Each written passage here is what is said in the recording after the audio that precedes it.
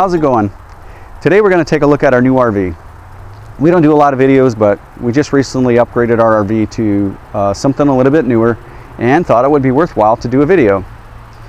We've been traveling for many years using our J-Code J-Flight 25 RKS. It was a 2009 model, and it was really good to us. We've created lots of memories really all over the country in that thing. But we use our RV much like a vacation home. It just happens to be an RV. So we needed a little bit more room. Sometimes our girls get sick on the road, or it gets rainy, and it's just nice to have a little extra space because we do spend quite a bit of time in there on the road. So we decided to upgrade to a 2020 Venture Stratus SR321VQB, and we're going to take a look at that on the inside and outside. So these things come in a couple colors, 4 of them really, I think: gray, red, white, and blue. I just happened to find one that was gray. I kind of like the gray. I don't know that I want something as bold as a blue or a red. White would probably be okay. It has lots of cool features that I like. There's a few that I feel like they kind of cut corners on, but for the most part, we're super happy with it. And the floor plan is something we've just never seen before, even in many fifth wheels, which we tow with the F350 6.7 Power Stroke diesel. So we had plenty of room for payload if we wanted to upgrade to a fifth wheel, but the floor plan of this one just seemed to fit our family's need the best, and so that's why we went with this model. So there's a lot of things we like about this thing, so I'll start off over here on these doors. They're made with really thick material, magnetic, they're slam latch. As soon as you open it, there is a motion sensing light. On our old unit, we had a couple storage doors on the outside of the slide. This doesn't have that, and it's going to take a little getting used to for us, but we can store everything we need up here. It's absolutely huge, full pass through, and it's really more than what we need. And the other thing is when you put all this stuff up front, most of that weight goes on your tongue, so that kind of helps too. It's got the slam latch door as well, which is nice. It's got the power stabilizers, 12 volt, which again comes standard on a lot of the newer units, but something new to us. So both of them are up here on the I guess you'd call this the front side of the RV, and you know, most people are familiar with these days, but that's something new to us we like. Something I really like that our other one did not have is a spare tire that is stored underneath the RV. Our old one was on the rear of the RV, which took up space on the bumper, and we love to travel with bikes. In fact, if we walk back up here to the front, you'll see that I have one of these jackets on the tongue jack, which we really love. This does a really great job of stabilizing the bikes. One of the reasons why I did this was because we travel with 4 bikes, and when we split that weight to put 2 of the adult bikes up front and then the kids' bikes in the rear, it just kind of helps with that. Plus, when you have 4 bikes hanging off the rear, the last 2 bikes bounce around so much that they get damaged quite a bit. So we found this to be a much better solution, and I really love it. They're so secure up there. 20-foot awning, LED lights underneath. Again, nothing new to people who have newer RVs, but to us it's new. The outside of the RV is fiberglass, not Asdale. I think some of the newer ones are made with Asdale. 15-inch tires, aluminum rims, 6-lug. Upgraded suspension, of course. I will probably put a road armor on there. It's got the Goodyear Endurance tires on it, new. And outside kitchen, not the biggest outside kitchen, but I do enjoy the sink as well as the 2-burner cooktop. I will probably not use that a lot. We actually have a Blackstone, so it's got a couple quick connect propane quick connects down here, if I could get it out right. So 2 propane quick connects down here. We will probably set up our external grill either somewhere in the back. We have a table that we usually set up, and I'll either there or somewhere over here, doesn't matter. And a 2 cubic foot refrigerator. I do wish this was 12 volt, but I'll take it. Ladder for accessing the roof, full walk-on. Again, many of them are full walk-on. The black tank flush is in the back, so I assume that's so you don't mix it up with the city water. And then Something I really don't like about this RV is it came with this cargo carrier that's rated for 350 pounds. I don't know how I feel about it. I would much rather have a class 3 hitch on the back so we can decide to do, or so we can put on there whatever we want. And so I haven't figured out yet how I'm going to convert this over to a class 3 hitch, because I really need to carry 2 bikes on the rear like we always have done. And so I will probably get rid of this. You can tell that it's welded to the frame, so it is pretty beefy. Some people have recommended putting a bumper bike rack on there, which I would only be doing 2, or a bumper hitch rather, not a bike rack, but you would put the bumper bike rack on there and then you would put the hitch inside there. So this is rated for 350 pounds. I don't know. If you have one like this and you travel all over the country, like we have Yellowstone, the Upper Peninsula of Michigan, down to Florida, we have a trip to Maine next year, and I live in southern Alabama. But if you have a bumper like this that's welded to the frame, and you have a bike rack, or a hitch rather, that is mounted to the bumper and bikes on the back, something like this, let me know how that's held up for you over the long haul, because I don't like doing that. I want it to be welded right to the frame.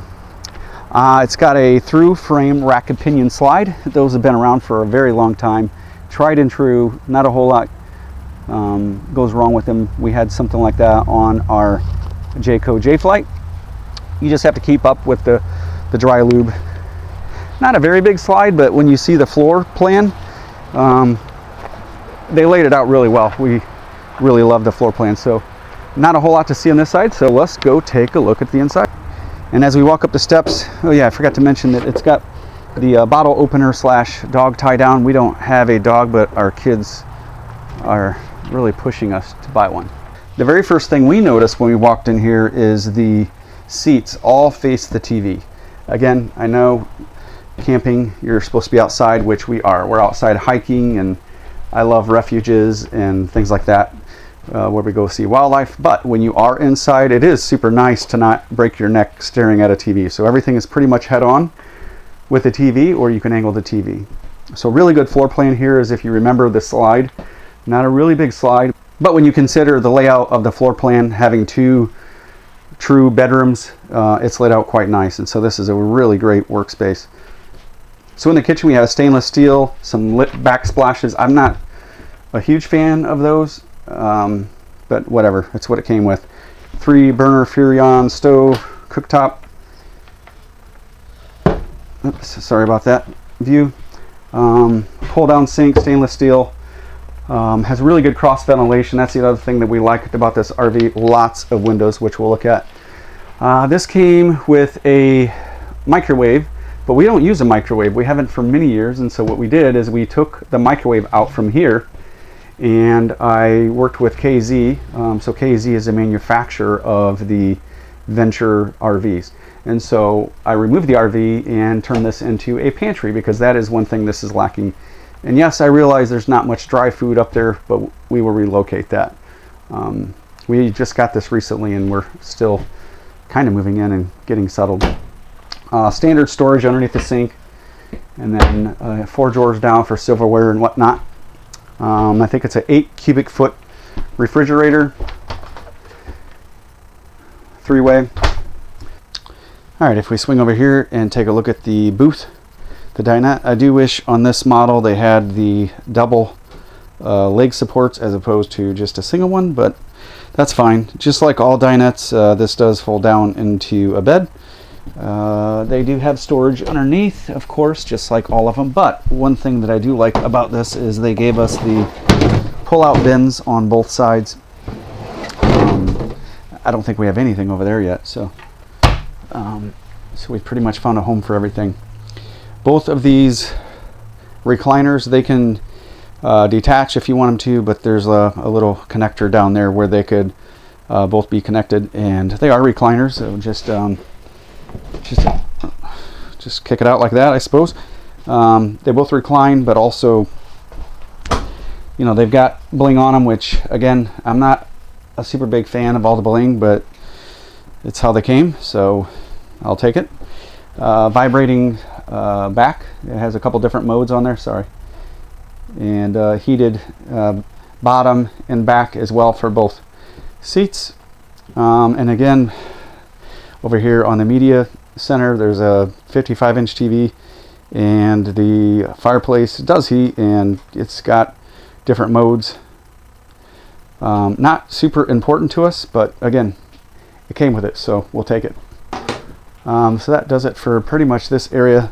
All the windows in this RV are really good for cross ventilation. Really couldn't be more pleased with the number of windows. Something I didn't talk about when we came in is the screen door. It is I think they call that a screen shot, you know, kind of like a slingshot, and that is because it's got this elastic retractor here, which is kind of cool. So just retracts the door, shuts it for you. Pretty cool. Yeah, one of the first upgrades we did is I installed a Renogy aftermarket battery monitor and connected it to my Trojan T105 6-volt batteries, and I ended up running this down through the wall underneath the underbelly, which was quite a chore, considering when I ran this through this wall, behind this wall is the bathroom. But anyways, and down underneath this is where the black tank is at, and so I had to be careful what I was drilling into, but everything worked out pretty well. The underbelly of this RV, I didn't talk about it when we were outside, but it is all sealed, so it's a 4-season camper. But pretty good size, turn the light on here, pretty good lighting, good size bathroom for what it is, but you could be 6 foot and maybe even a little bit more for the shower. Porcelain foot flush, so we like that a lot. Of course, it would help if I put the camera on it, but pretty standard in a lot of the nicer RVs these days. Stainless steel sink, needs cleaned. Our daughters stayed the night in here recently and used the sink. And the master bedroom, one thing I love about this is it's a full-size residential queen, full walk around. A lot of the floor plans, when you have 2 bedrooms, they have a pass-through like on both sides, and then the queen bed comes right up against the wall. But as you can see here, there's plenty of space. It's kind of hard to capture me because I'm recording this all by myself as well. But really good storage in here. The last RV, pretty standard where you have storage above the bed, but this one's kind of offset quite a ways out, and you have lots of room behind there. So you have 2 shelves. You can probably see it better on that side, but CPAP machine, because you got power back there, also USB chargers for phones and tablets, other gadgets, which is really nice, and multiple storage tier in there. This cabinetry goes pretty far back. Our last one was not quite as far. In fact, these hangers for the last one would pretty much touch these doors. Deeper cabinetry on top as well than our last one. And one of the things that I don't like about the RV is the TV mounting. And I realize it's supposed to be camping, but sometimes it is nice to watch a TV when you're just drained. And we go out doing lots of exploring, so when we're done for the night, we might want to catch the news or whatever that is. But this RV, they did a terrible job explaining where you mount the TV, and this is obviously prepped for TV. And when the RV was new, you can even see videos where it says TV wall backer, and I do realize that that's just a suggestion, but I worked with KZ, and KZ gave me the blueprints on this.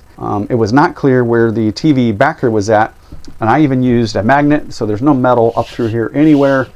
They told me that there was a wall backer, and I listened to them, and it failed. So put a pretty big size hole there. I can clean this up pretty nice. This was just rough. I do need to clean that up. When I used a magnet, there is a small strip right here, and it goes down on this side, but there's no meat to really mount a TV, so that's pretty unfortunate. It would have been much better if they would have put the TV prep right here on this wall. It's an inside wall, and the behind this is the bathroom, so you could have easily put a 2x4 in there. And really, if you wanted to, you could have put a 2x4 flat and given lots of meat. I mean, how hard would that be? Wouldn't even cost you that much, and the weight wouldn't be that much either. So we'll take a look at one last room here. One thing that I kind of like about this is that we can keep our battery powered sweeper right here behind the door. We can open that and it's kind of out of the way, which is pretty cool.